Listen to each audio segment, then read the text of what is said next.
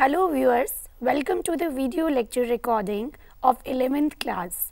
Today we are going to talk about statistics, that is statistics from economics, and we are going to deal with the chapter number 2 of this book, that is collection of data. In this chapter our focus would be on meaning of data, purpose of data collection, why it is being so important. Then we will talk about sources of data collection. There are basically two types of sources, primary source and secondary source. Then we will talk about instrument of data collection, that is a questionnaire, and what are the qualities that a questionnaire must have. Then we will shift on methods of data collection, and there are basically three methods of data collection, and these three methods will involve using personal interviews. Then we will talk about mailing questionnaire. Then our focus would be shift to telephonic interviews, and at the end of this chapter we will basically focus on government organizations and institutes which do collect a lot of data for government as well as for other organizations. So we will start with our topic, that is collection of data. Statistics has gained a significant place in modern complex business world, and data is the base on which structure of investigation is made. Now, while talking about the meaning of statistics, it means itself data or quantitative information which is capable of some meaningful conclusions. Now, from example, if I say that there are 8 sugar mills in Haryana as comparison to 20 in Punjab, or while talking about some another example, 20% of the people in the working age group are unemployed in India as compared to 2% in USA. So, after knowing and after discussing the two general examples from our real life, it is very easy to define the meaning of data. So, it is a tool which helps in understanding problems by providing information, or in other simple terms we can say that processed information is called as data. In economics as well as in statistics, we do deal with various kinds of socio-economic problems like poverty, unemployment, regional imbalance, etc. So, our aim is not only to find out the cause of the problem, but to also find out the solution of that problems too. But in finding out the solution of this problem, it is the data which helps us in finding out the remedies of the problem, and after finding out the remedies, policies and procedures by the government is being made. The success and failure of investigation mainly depends upon quality, adequacy and accuracy of data. Now, what is the main purpose of data collection, or why it is very important? It is very important because it helps us in collecting evidences for reaching a sound and clear solution to the problem. Now, we will talk about sources of data. After knowing the meaning of data, that we know that it is a numeric value which help us in finding solution of various kinds of problem. Now, we need to find out how we can collect data, or what are the basic sources by which data can be collected. Data sources are divided into two broader categories. The first one is primary source and the second one is secondary source. Primary source. The meaning of primary source can be made more clear by taking a general life example.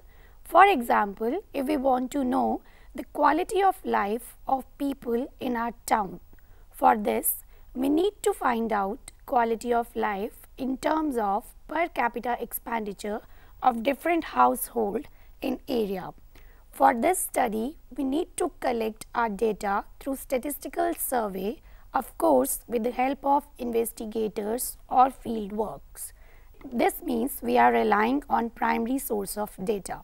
So, after taking the general example of primary source of data, it becomes more clear and evident that the meaning of collection of data from its source of origin is known by the name of primary data.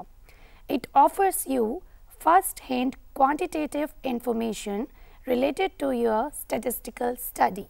So, it can be said like this only: data collected by investigator for his own purpose for the first time from beginning to end is known by the name of primary data.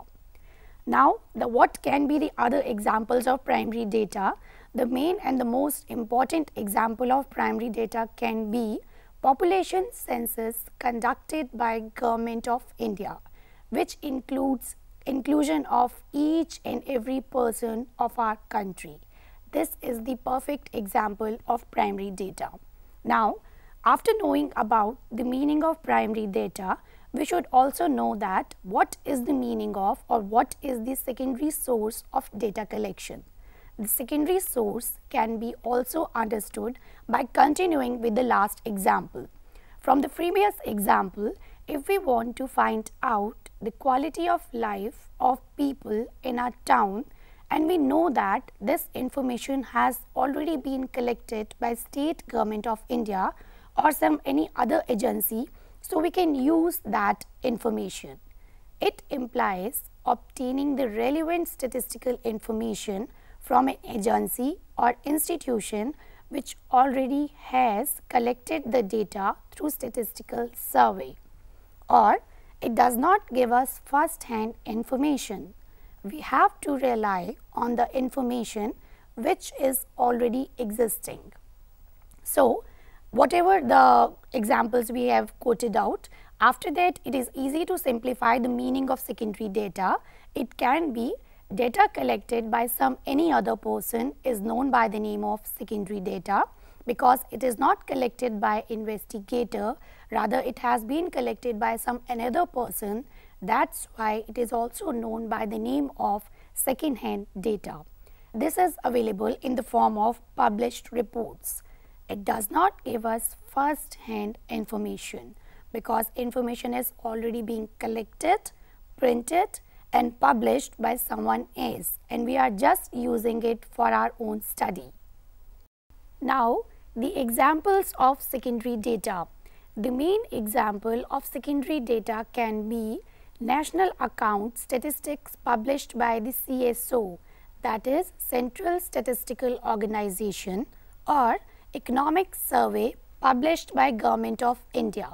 Now, after knowing the meaning between primary data as well as secondary data, it is desirable that we should differentiate between these two, or we should find out what are the main differences between primary data and secondary data. The first difference is on the basis of originality. Primary data is original and secondary data is not original. Why is it so? Because primary data is being collected from its source of origin, and secondary data is being collected by another purpose and by another person, and we are just using it for our own references. Now, the second difference would be of specific objective.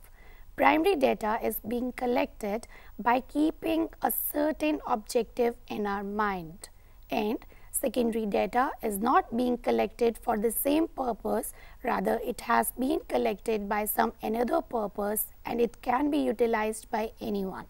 So, the third and the most important difference is on the basis of cost. Primary data is costly because it will involve much time, more money and more efforts. On the other hand, secondary data is less costly because it has been collected by some other persons and it is already in printed form. So, here we have completed our one topic, that is primary data and secondary data. After this, now we will talk about how data can be collected. Data can be basically collected with an instrument, and that instrument is questionnaire. This is one of the most common and most important instrument. Before talking about that particular instrument, we will like to give you some example by which we can easily correlate it why we need to collect data by using this instrument. For example, there is a manufacturer who wants to introduce a new product, or there is a political party who wants to decide about selection of a candidate. They will conduct a survey by asking questions about a particular product or candidates from large group of people. The purpose of survey is to collect data. So, what is the meaning of survey? It is a method of gathering information from individuals.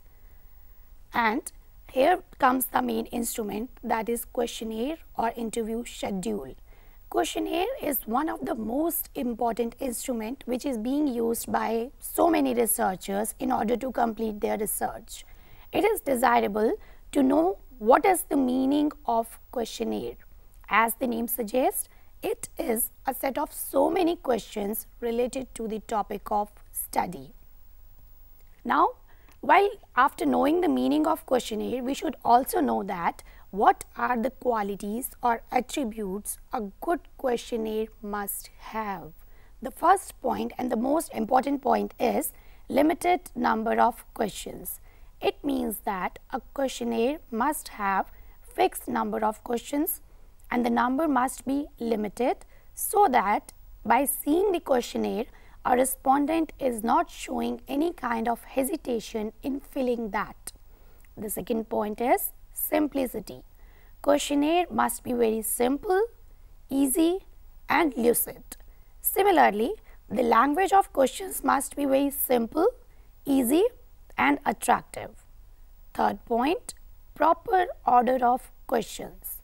No doubt, if we are preparing a questionnaire related to some problem or some issue, the sequence of the questions must be properly arranged. For example, if we want to find out or if we want to know that what is the annual income or monthly income of a particular respondent, before asking this question, we should know that the particular person is employed or unemployed. Now, the next point is no undesirable questions. Obviously, if we are preparing a questionnaire, so we don't have any right to hurt the sentiments of the respondent and we do not have any authority to ask any personal question from the respondent. The next point and the next quality of a good questionnaire would be it must be non-controversial. Non-controversial simply means that the questions must be simple, they must be related to the topic of study and they must be relevant so that it cannot harm the sentiments, values of any respondent. The next quality is calculations. Calculations, as the name suggests, calculations means we are making use of mathematical calculations or we are making use of some statistical calculations.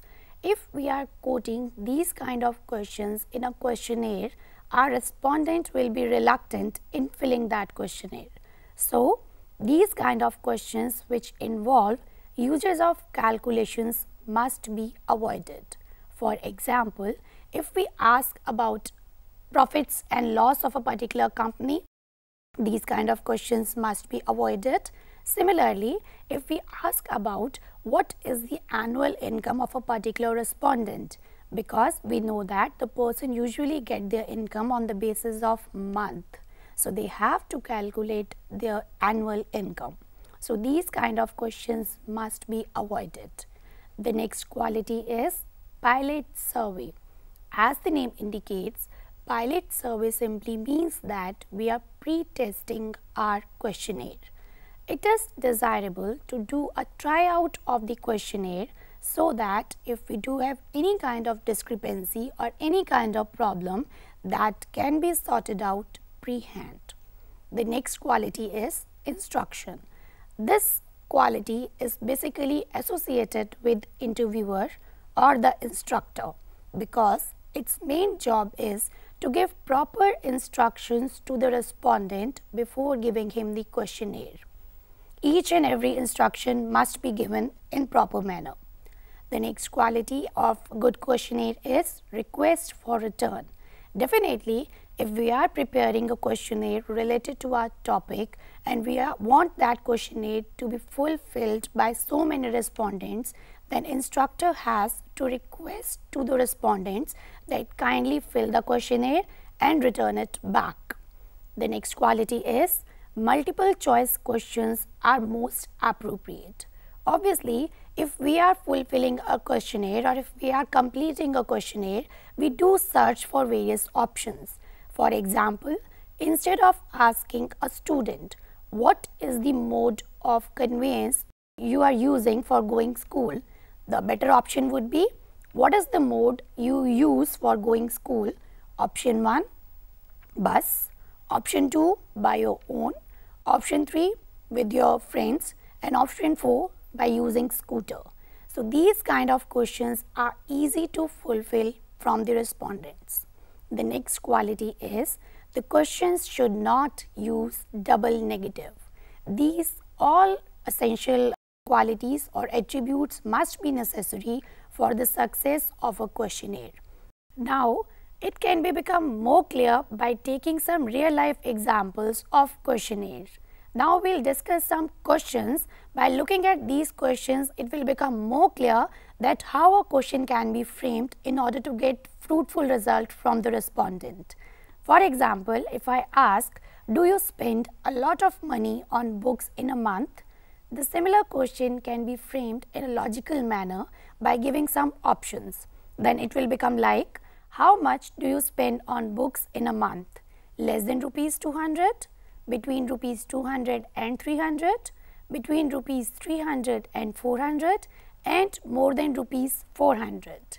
Now, the questions starting with would not you or don't you should be avoided, because these kind of questions may lead to biased responses. For example, if I ask, don't you think smoking should be prohibited? No, this is the example of a bad questionnaire.